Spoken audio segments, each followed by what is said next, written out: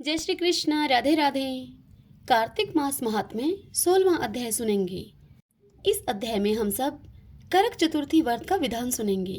सर्वप्रथम भगवान का स्मरण करते हुए सब बोलिए विष्णु भगवान की जय।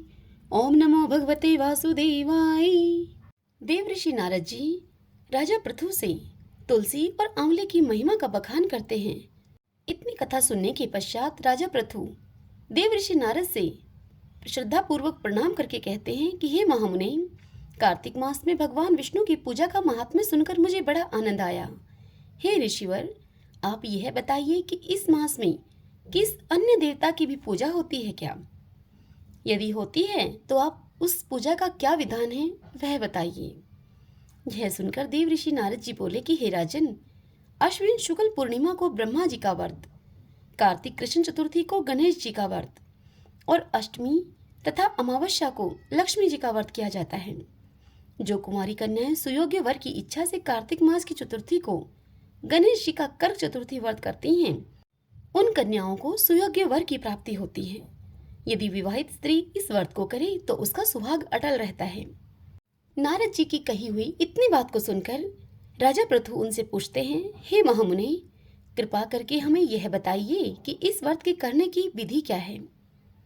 तब नारद जी कहते हैं कि हे राजन, व्रत करने की इच्छुक कन्या अथवा स्त्री को चाहिए कि वह प्रातःकाल स्नान आदि से निवृत्त होकर चंदन आदि से गणेश जी का पूजन करे। फिर सायंकाल भी गणेश जी का पूजन करके चंद्रमा के उदय होने पर चंद्रमा को अर्घ देवे। तत्पश्चात भोजन ग्रहण करे।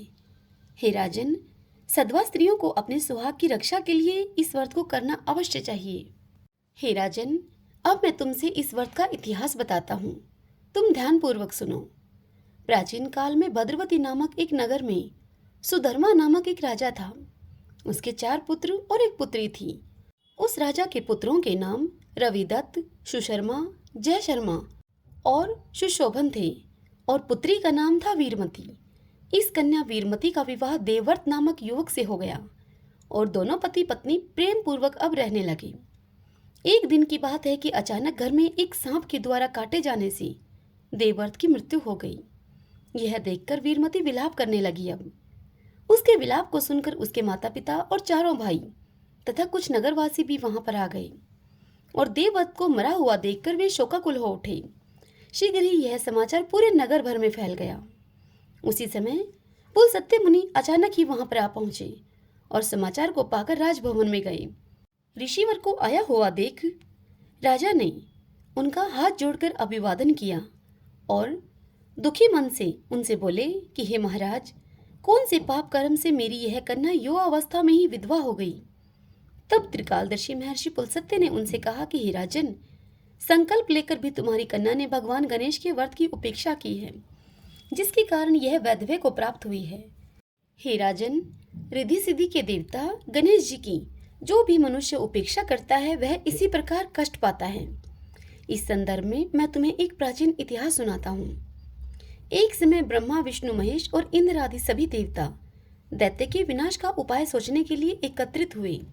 उस समय ब्रह्मा जी ने उन सब से कहा कि गणेश चतुर्थी का व्रत संपूर्ण विपत्तियों का विनाश करने वाला है। तब सब देवताओं ने कार्तिक के कृष्ण पक्ष की चतुर्थी का व्रत किया, जिससे कि दैत्यों पर उन सब ने विजय प्राप्त की। तत्पश्चात सब देवताओं ने गणेश जी से कहा कि हे विघ्नहर्ता, आपकी कृपा से हमने विजय प्राप्त की है, अब आप कृपा करके वर मांगिए। तब गणेश जी ने उन सब से कहा कि हे देवो, यह वरदान दो कि जो भी स्त्री कार्तिक शुक्ल पक्ष की चतुर्थी का व्रत पूरी श्रद्धा और भक्ति भाव से संपूर्ण करे, उस पर सभी देवों की कृपा हो और उसका सुहाग चिरंजीवी हो। देवताओं ने गणेश जी को ऐसा ही वरदान दिया। इसलिए हे राजन, यह व्रत सभी भी सधवा स्त्रियों को अवश्य करना चाहिए। महर्षि पुलस्त्य जी ने कहा कि हे राजन, यदि तुम्हारी पुत्री अभी इस व्रत को करने का संकल्प ले ले और इस व्रत को करे तो इसका पति पुनः जीवित हो जाएगा। यह कहकर महर्षि पुलस्त्य जी वहां से प्रस्थान कर गई। तत्पश्चात राजा ने अपने जमाता का शव तेल में सुरक्षित रखवा दिया और इसके बाद जब कार्तिक मास आया तो उसकी पुत्री ने विधिवत कर्क चतुर्थी का यह व्रत किया और फिर उद्यापन करके ब्राह्मणों को भोजन कराया तथा श्रद्धा से दान दक्षिणा देकर सबको संतुष्ट किया। व्रत के प्रभाव से उसका मृत पति पुनः जीवित हो उठा। इतनी कथा सुनाकर नारद जी राजा पृथु से कहते हैं कि हे राजन, जो भी मनुष्य पूरी श्रद्धा पूर्वक और विधि विधान से गणेश जी का पूजन और व्रत करते हैं, वे हर प्रकार के सुख भोग कर अंतकाल में देवलोक को जाते हैं। श्रीमन नारायण नारायण हरि हरि, भजमन नारायण नारायण हरि हरि।